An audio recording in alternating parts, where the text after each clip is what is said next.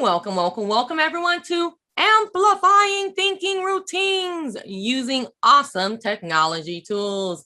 I'm so happy that you're with us today. If you're watching us on the YouTube channel, any resource that we give out will be underneath the video. Sometimes you have to click show more to see all of the awesome things that we have underneath the video. If you are watching us on YouTube, I'm so sorry you do not get a certificate, but you do get the knowledge. I am Dr. Desiree Alexander, and I am the founder of Educator Alexander Consulting, and I am the host for this session. These are all of the ways that you can contact me. Yay, I can't wait to hear from you. And these are all of the things we have coming up. Registration closes tonight. If you have not registered for the Leadership Academy, it closes tonight, which is Saturday. It closes at midnight Central Time. This is open to all educators. It is hosted by the Louisiana Educators of Color Collective, but you do not have to be an educator of color to attend. So it is open to everyone who's interested in educational leadership, or if you're already in educational leadership. And there are awesome sessions about culture in the school, and there's a principal panel. So if you want to ask, baby, how did you get your job? I need help. That is what we're going to be talking about. All right, then we have virtual Camp Apple. It is a couple of days of sessions and games and winning prizes, so you can register for that. I am going to be doing a keynote for Wakeland on how to break through barriers to achieve your goals. So that should be really, really fun. Then we have personalized learning with Google Arts and Culture. This is one of our new webinars that we just put out, and that is on Saturday, June 19th.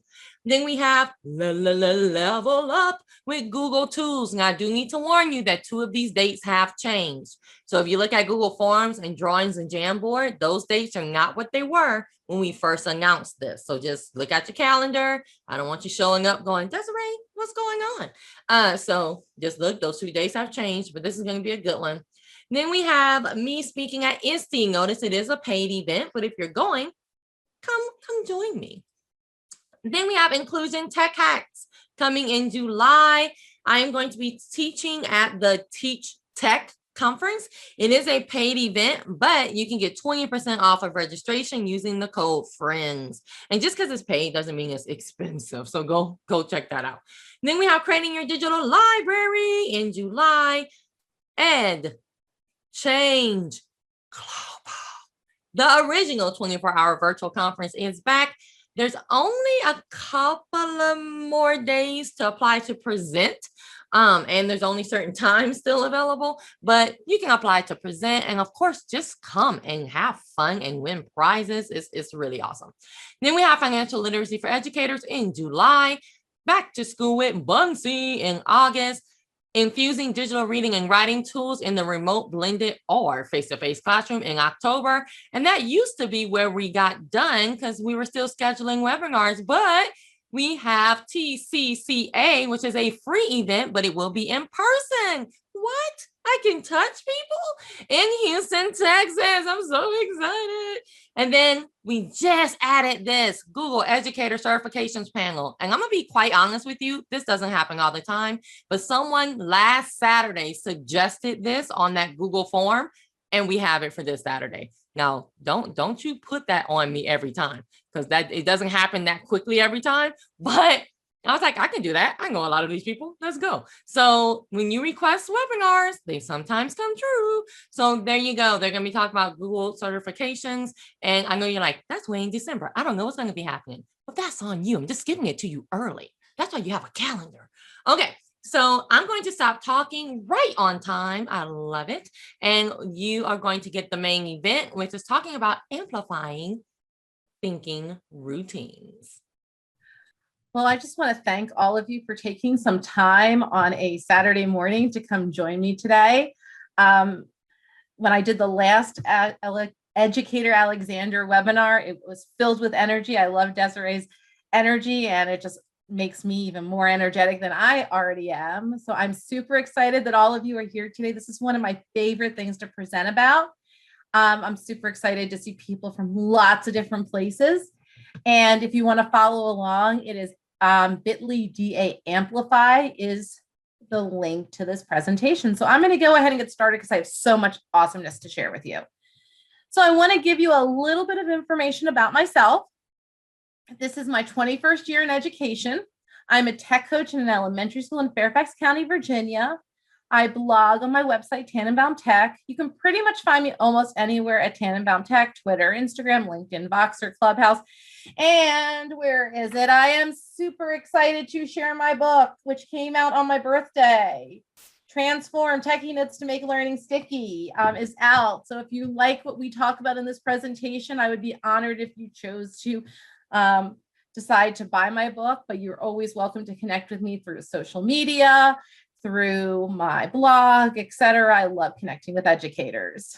Debbie, I have my copy. You have to take a selfie with it for me. Okay, I will do that. Awesome. I'm so excited about that. It's such a passion project, and I'm so happy to see it out in the world, and having it be the same day as my birthday, even better. So with all of that in mind, we're going to do two different things today. The first half of today's session, we're going to talk about what thinking routines are and determine some best practices for them. And then we're going to do what I consider a strategy smash and apply these routines with some digital tools. So let's go ahead and get started because we have so much to do. So the first thing I would love for you to do is in the chat, we're going to do a chat check-in. Tell me how familiar you are with thinking routines. 1, you have no idea what they are. 2, you've heard about them, but don't know much about them. Or 3, you use them all the time. I see a 2 coming up, some 1s. If you're saying 1, you are in for such a treat today. Some 2s, awesome. For those of you who have 1s and 2s, I am going to change your world today. And I'm not exaggerating because I am going to share with you stuff and you're going to be like, I didn't know this existed before. So with that in mind, I'm going to show you a brief video. I'm only showing you part of this video to give you a little bit of an idea of what they are. The full video is in the presentation, so you can watch that then. But let me get you started thinking, and then we'll talk some more.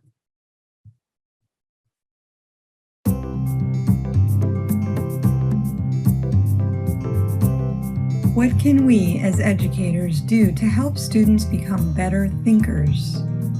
One might assume that a good place to start is to teach thinking skills, but is teaching skills enough? We often miss opportunities to use the skills we have simply by not noticing times when they might be useful.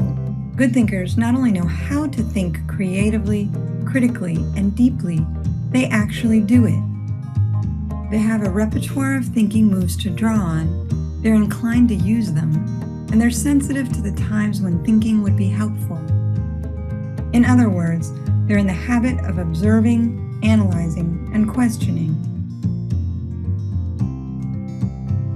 So can we teach this? Researcher educators at Project Zero have been exploring this question for many years and think the answer is yes.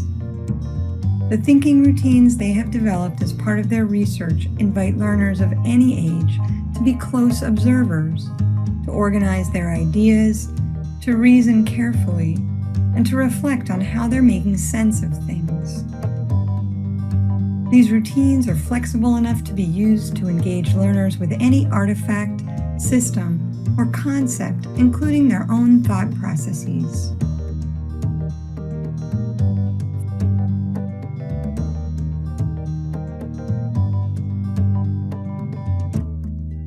Thinking routines are simple structures, for example, a set of questions or a short sequence of steps that can be used alone or with a group. They are designed to be easy to remember, practical, and to invite a broad range of thinking moves. They are well suited to leverage the power of collaborative thinking and transfer easily to any context.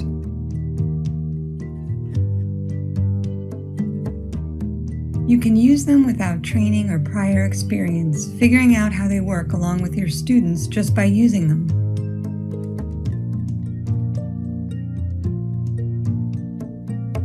Thinking routines help students go beyond the superficial, inviting them to dig deeper by making the complex accessible. Through practice, learners become sensitive to opportunities to use their thinking moves in the wild, helping them to develop habits of mind that will sustain their curiosity inside and outside the classroom. So Ron Richard, who is one of the leaders in this work, has said that teachers who are successful at promoting student thinking tend to develop, adapt, and make use of these specific thinking routines to help support their students' thinking. So why would we use these? We first use them as tools. This is the type of thinking we want our students to do. We find a thinking routine that matches that type of thinking. We also use them as structures. By using a thinking routine, it takes the students thinking step by step by step. And then as they continue to do this, they become patterns of behavior. So here's a few of my favorites. The Think Wonder was mentioned before. Great for using visual, looking at things visually. What do you see when you look at an artifact? What do you think? And then what do you wonder? Another one I love is Connect, Extend, Challenge, and you will see examples of all of these later in the presentation. I like using this for research. How does this connect to what I know? How does this extend what I know, and what challenges me about what I read?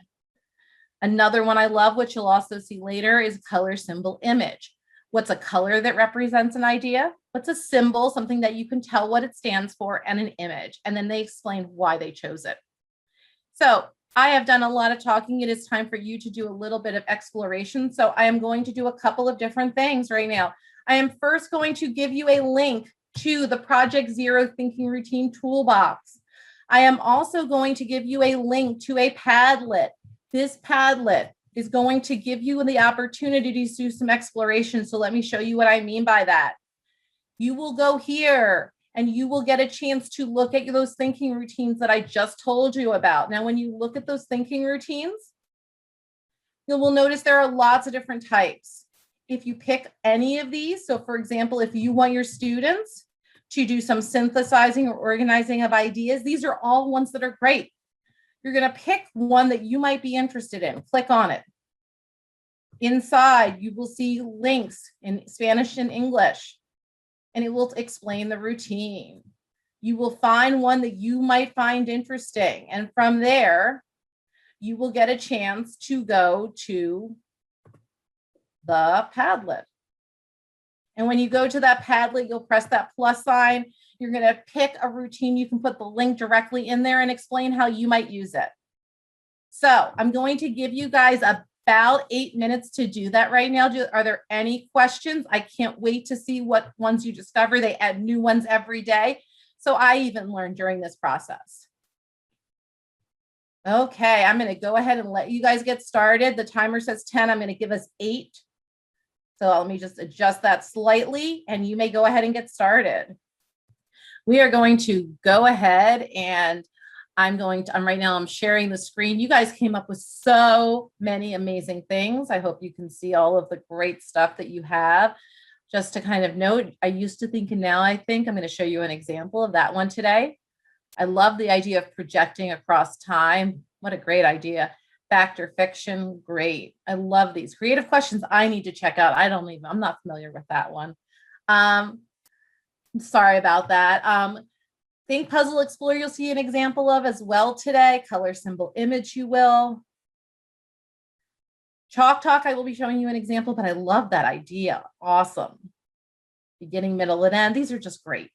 So with that in mind, we're going to continue on our journey. Sorry if the alarm was a little jarring.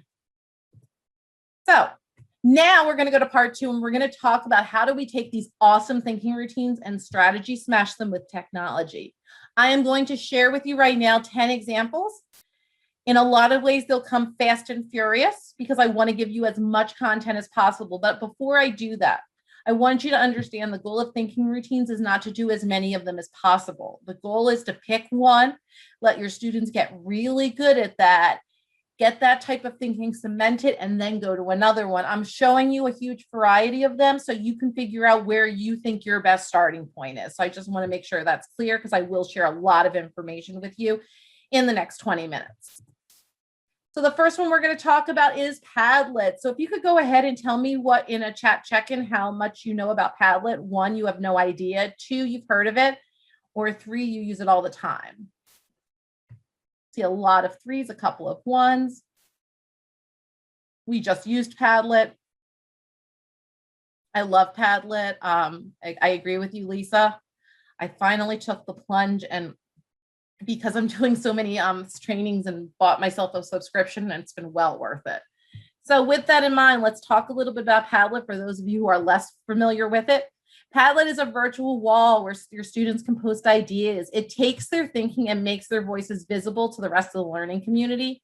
You get 3 Padlet walls for free. Each account gives you one, and you can customize it. I'm going to show you lots of different formats today. The one that we just did is a feed, so it all shows up in a row, but that will not be the only one we'll look at today. And if you have any questions as I go along, please just put them in the chat. And if I don't get to them immediately, I promise you I will. So here's idea number 1. This is using Padlet's columns or shelf. I call it the columns, they call it shelf. There's a question at the top, and students can hit the plus sign to add further remarks. Or one of the reasons I love Padlet is that you can use voice. So you see these ones with the sound waves, that's voice. There's also ones with video. You can add text. So you have tons and tons of options. In this particular one, students looked at this photograph. This is a 2nd grade example, and they had to say what they thought was happening. First, what did they see in the picture? Second, what do they think is happening in the picture? And then what does the picture make you wonder about? This allows all students to see each other's thinking, and it's a really powerful way of using a tech tool to amplify a thinking routine. Our example number 2 is also with Padlet. This is that headlines feature. This is using the stream feature that you just used. In this particular example, students had learned about the impact of plastics on the oceans. They had watched 2 videos individually using Edpuzzle. As a group, they had to come together to create a headline to encapsulate their thinking. So in our first one, students are showing their visual observations. In this one, they're encapsulating thinking, just bringing back again the idea that every time you use a thinking routine, you have to match the tool to your purpose. And in this one, I also allowed students to like each other's posts. But as you can see, looking at this sample, everyone watched the same videos, yet their reflections and their thinking were very, very different, which I think is just really important for all of us to remember. As we allow our students to share their thinking, they're going to have different ideas, and they all grow from that reflection and that exposure to each other's reflections. Idea number 3 is that color symbol image. Like I said, this is one of my favorite thinking routines. And the reason that I love this one so much is it gets to deeper thinking. So for this one, my students were learning about using digital images. Now, I know students struggle with this. They think, oh, I can just go on Google and just take an image and it's fine. Well, I wanted them to understand that wasn't okay. And so they used Jennifer Gonzalez's How to Use Digital Images. And using that, they created in Google Draw a color symbol image. So they had to pick a color that best represents the ideas in that slide deck, a symbol that represented those ideas, and then an image. And you'll see that underneath, they had the ability to then explain why they chose it, which is even more valuable. And I also gave them the ability to do likes and comments in this one. Now, I want you to look and notice that all 3 groups picked different colors, and they had different reasons for the colors. The red, because they thought that they had to be cautious. You know, the green gives a different reason. So it's really important for them to get that reasoning in there. And color symbol image with the wall feature works really well because you can embed pictures in. And so they were able to just upload that link to their drawing in Google Drive and easily get started. So like I said, I go fast and furious. If you have any questions about the 3 that I just shared, please feel free to put them in the chat. I just have so much goodness to share that I want to make sure you get it all. Okay, we are going to go to tool number 2, which is PearDeck. Tell me what you know about PearDeck. 1, you have no idea what it is. 2, you've heard of it, but don't know much about it. Or 3, you use it all the time. And if you're having a number 1, hopefully you have some exposure to Nearpod. They do a lot of the same features, but I am definitely a PearDeck fan. I love the fact that all of you are participating. Awesome. So PearDeck is amazing. Pear Deck is probably one of my favorite tech tools. It allows you to take any Google Slides and make it interactive using a variety of different slide types. You can add websites, you can add drawings, draggables, multiple choice, number. You would just have so many choices. And I'm going to show you a few of those choices and why I like using it with thinking routines. Teachers can see students' work and provide feedback. They can now, based on an update that happened, I think yesterday or the day before, even give feedback afterwards, and students can see. They can share work anonymously. As we're sharing our thinking, it's a very vulnerable act that protects our students from feeling especially vulnerable. So you can provide feedback using student takeaways, and you can download all the data. It's really awesome. So this is actually an example from a training I did earlier this year. And this is using the thinking routine I used to think, and now I think. Now, the reason I love using this thinking routine in Pear Deck is because the drawing slide gives it power. So what this happened around this point in the presentation, and what happened is the participants needed to say what they used to think about thinking routines and then now what they thought. Now, I want you to look at these. And one of the things that I love as I look at these is that everybody's response is a little different. We have our person down here who just wrote text, and so did the person up here. They were familiar with it, but now they have new ideas. They thought it was a natural part of teaching. Now they know it has to be intentional. You can really see that growth in thinking. But these two are the ones that I especially love. This person had no idea. It was a question mark, and now they want to dig in. I love that intentional combination of drawing and text. This one I also loved. I think this is my favorite of all. They were below the surface and they didn't have a clue. And now they're seeing that they were doing some of it and they want to see what else is out there above the surface. So by using a drawing tool, they're able to integrate both of those things in. So it's really powerful. Like I said, if you're familiar with Nearpod, you can do similar things with that as well. But it's a really, really powerful tool when we use this. Now, let's say we decided to do this in Padlet.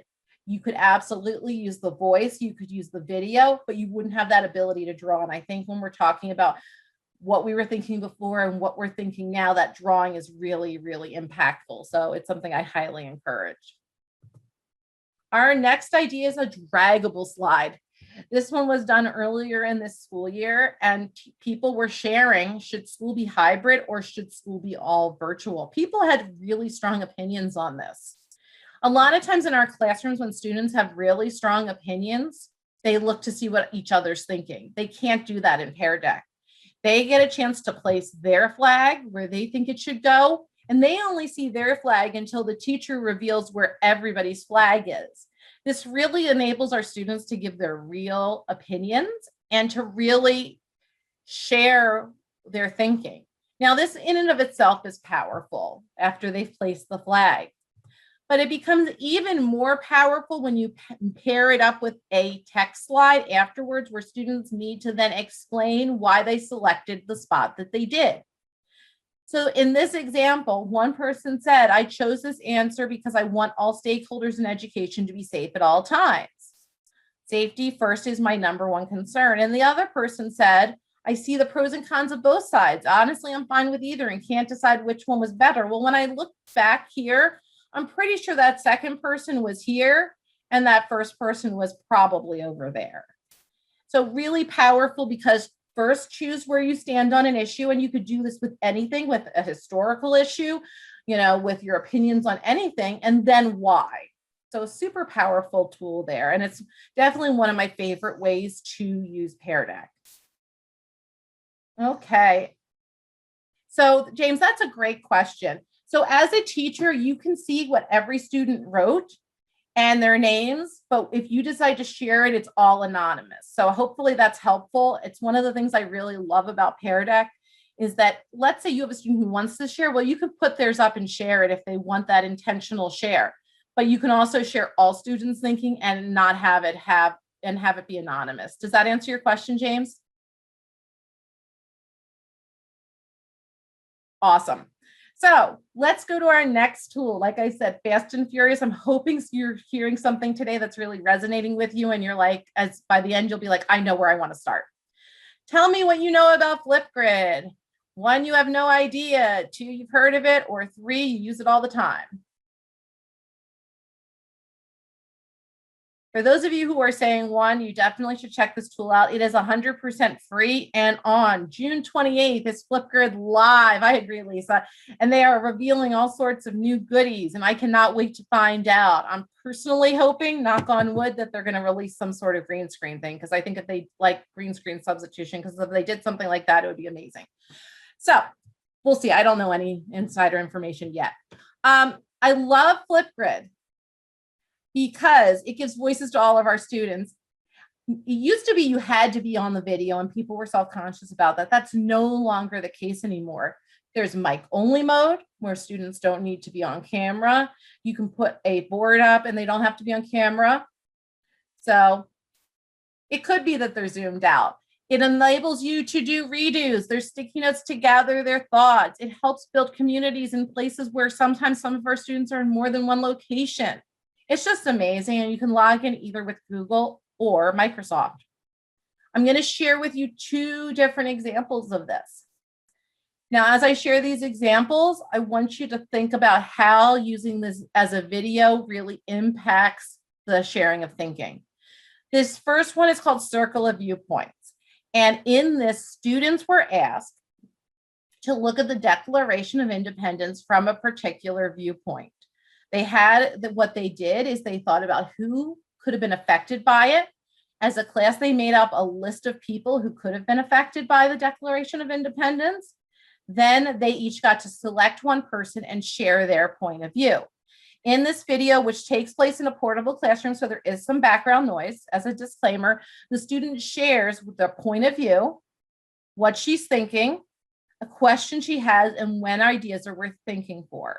Now, one of the things I think is really important with Flipgrid is sometimes we just have to press record. A lot of times our students get so busy on trying to make it perfect that they record a lot. And that's why when I share videos, there sometimes is background noise in the back of the classroom, because that's real life. There's no time where kids are recording and the classroom is 100% quiet, because then also it wouldn't give them that privacy. So let me go ahead and share that video with you.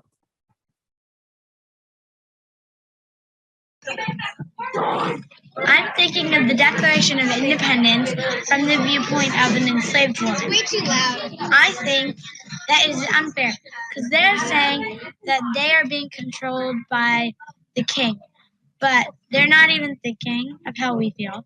They're being a hypocrite. And a question I have from this viewpoint is, why are they saying like that they're being like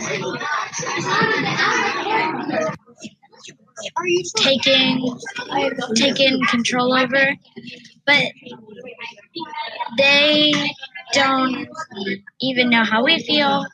And I think that when ideas are worth fighting for is when they're very unfair. So as you can see, and I agree that you absolutely could use headsets if you chose to as well. I love the sharing of thinking, and that's just one viewpoint. All the students in the class got a chance to do this. Now, I noticed earlier in the session, somebody mentioned teaching kindergarten, and I also noticed somebody talked about Think, Puzzle, Explore. This is an example of a kindergarten example. Now, one of the things that I think is really important for us to realize is that looking at how they're using this thinking routine is going to look sometimes a little different in kindergarten versus an upper grade, and you'll hear me prompting the student with some of those questions, and that's okay. Students are looking at an American flag. They're saying, what do they think? What questions do they have, and how could they find out more? The most important part with this is that we're getting students to think. We want to make these things patterns of thinking, and that happens by continued practice and exposure. And once again, this is happening in a live classroom. I wonder why the American flag has 50 stars. I can search for information on Pebble Go. So, as I said, doesn't have to be long. We're getting them into the habit of thinking. So, what we're going to do now is I have two more things I'm going to share with you. I'm hoping that you are getting a lot out of this so far. Go ahead and tell me what you know about Google Slides or drawings. I see quite a few threes coming up. Awesome. 3+. Yeah, some of us aren't as always familiar with drawings as they are. I love the Bitmoji. I agree with you, Lisa. Great. So Google Drawings is a digital canvas that allows you to create original artwork and other visuals. And then Google Slides is a presentation program that allows you to create original work using one or multiple slides. I love both of them, but I definitely think Google Slides is my favorite of all. So this was that Connected Sense challenge I showed you earlier.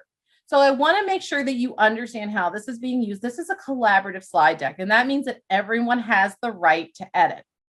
In this, everybody starts off with the original organizer, and everyone is assigned a slide number. The way I always work it, let's say I have 27 kids in a class, number 1 goes to slide 28, so they have their own slide. Every student has their slide. They write their name at the bottom. And what they do is in this case, they were learning about the American Revolution and they used a resource called Kids Info Bits, which has now been rebranded as Gale Elementary. And they did a search for the American Revolution, and they selected an article and then used the citation tools within and then read the article. They then shared, how does this connect to what they already knew? How does this extend what they knew? And what questions do they still have? Everyone in the class has access to this slide deck. This is truly collaborative note-taking. One of the things that I love about this is, let's say we have a student who isn't quite sure where to start. Well, they get this whole idea modeled for them. But in addition to that, at the end, maybe the student in slide 4 looks at the article in slide 2 and goes, wow, that looks interesting too. Maybe I should check that out. They have a direct link to that citation, and they can then add to their knowledge. So a really powerful use of this and giving everybody the opportunity to see each other's thinking. I love that you can do that in Google Slides when you do that collaborative slide deck. So we are getting close to the end. I've shared tons of information with you, and this is a newer part to what I've been sharing with thinking routines. Google Jamboard is quickly becoming one of my new favorite tools. So go ahead and tell me what you know about Google Jamboard.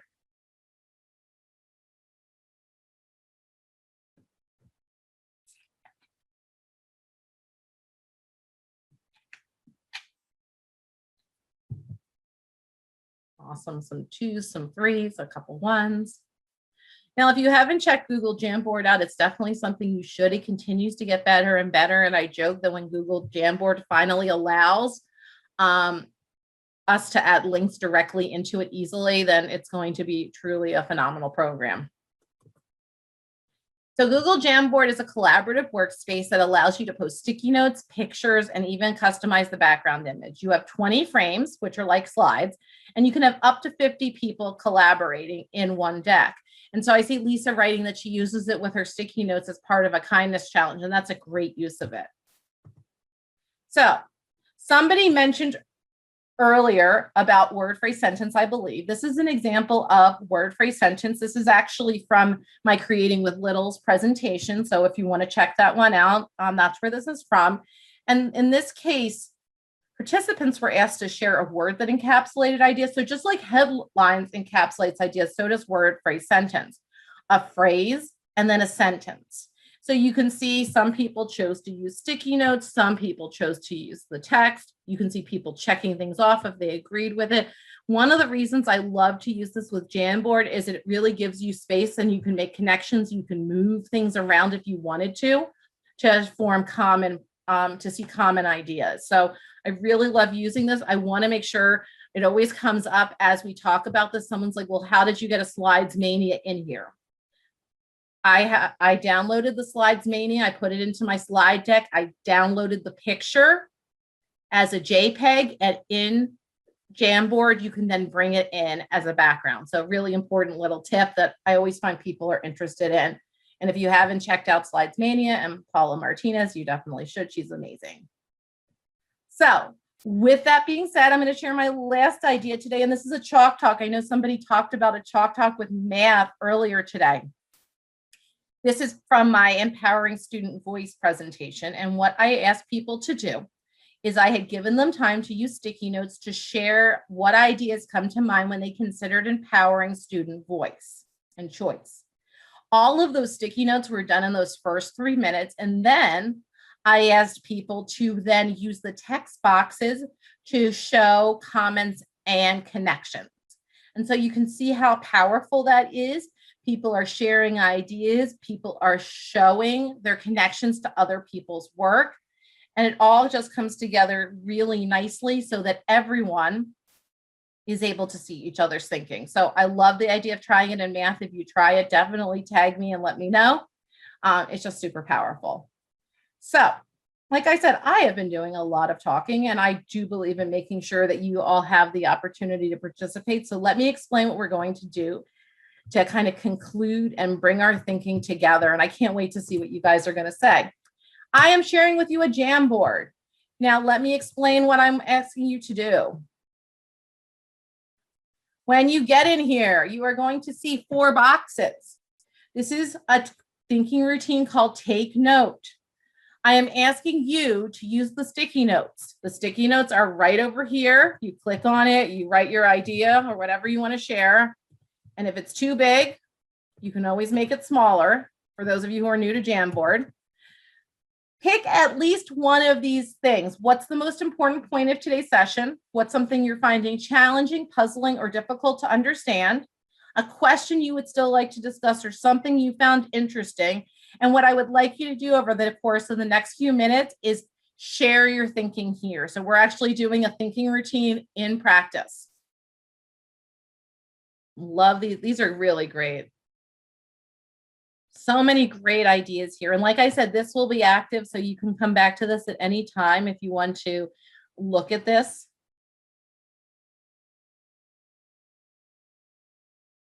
So it could be hard to implement for preschool. I'm seeing what's listed there, but there's no reason you can't do this as a shared thinking activity where you have it up on a piece of chart paper or up on a smartboard, and you do this together with your students. So don't feel like it has to be done individually by students.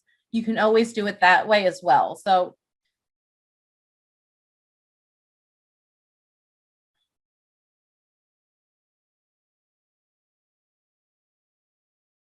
these are great. I really am enjoying this.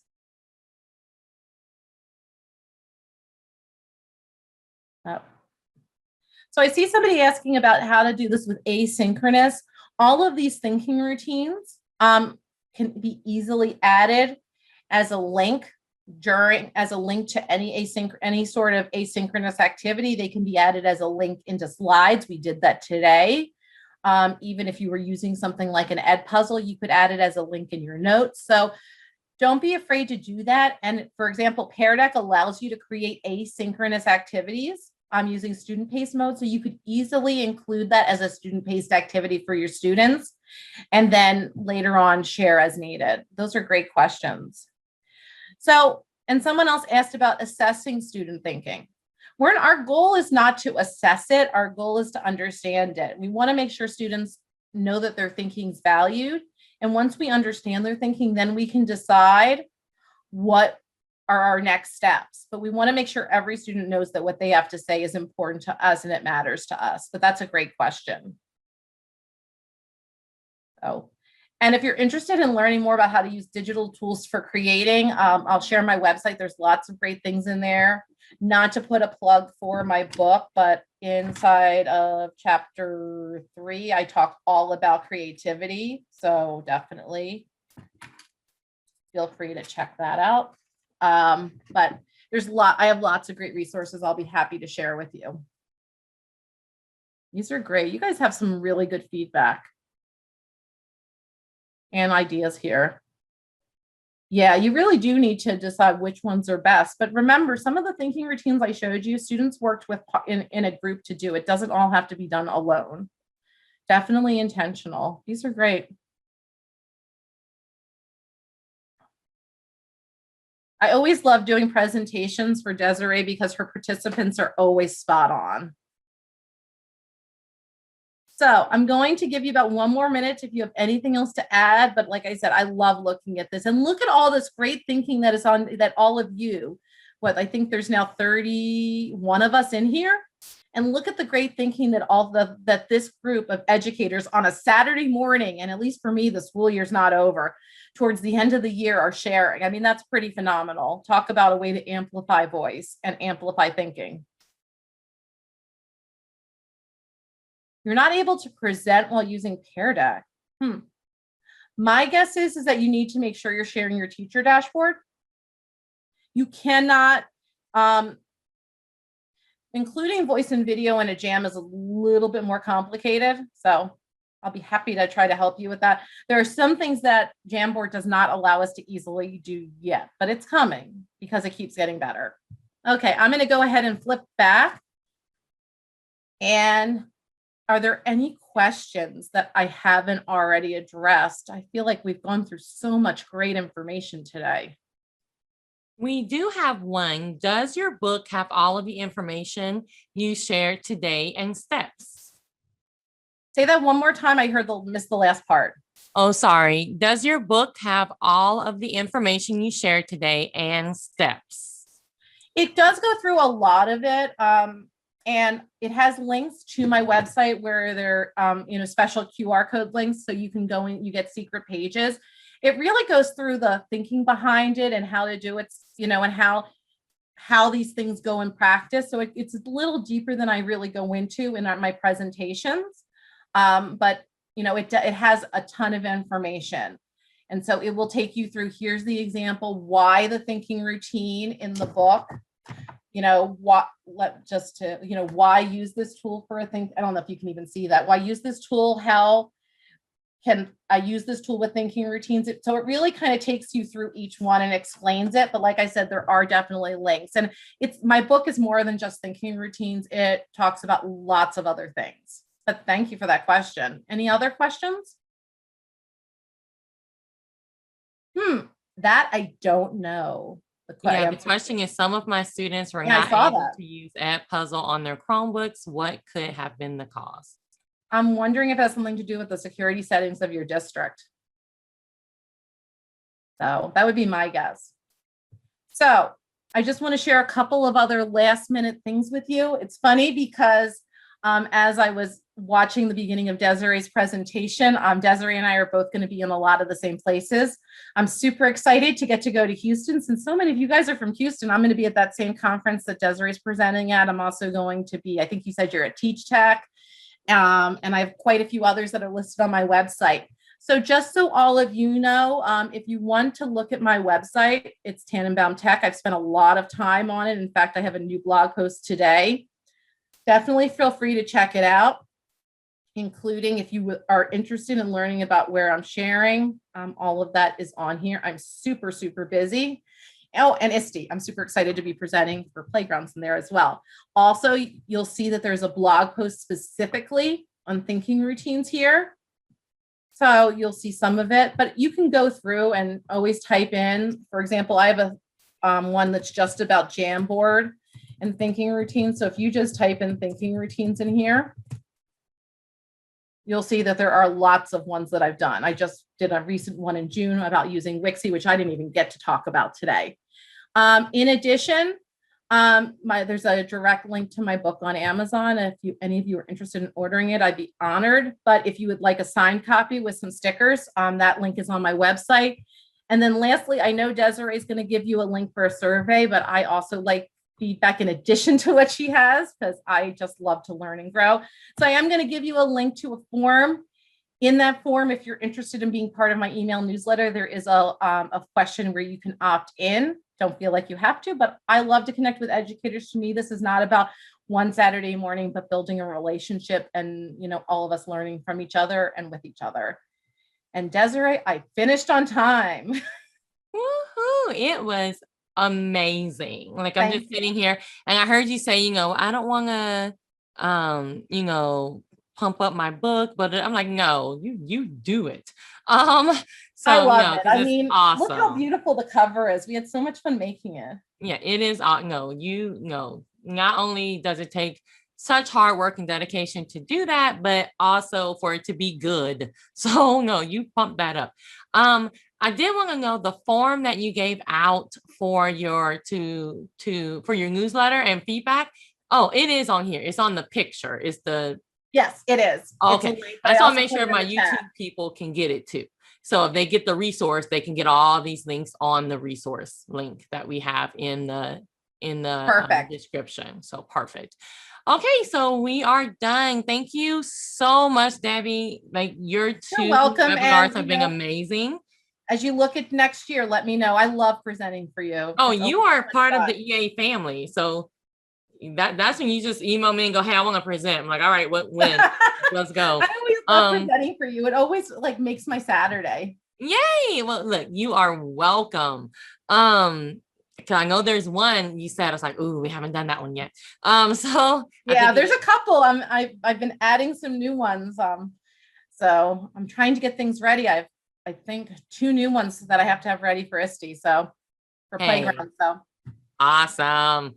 Well, thank you so much. We are 100% appreciative, and thank you.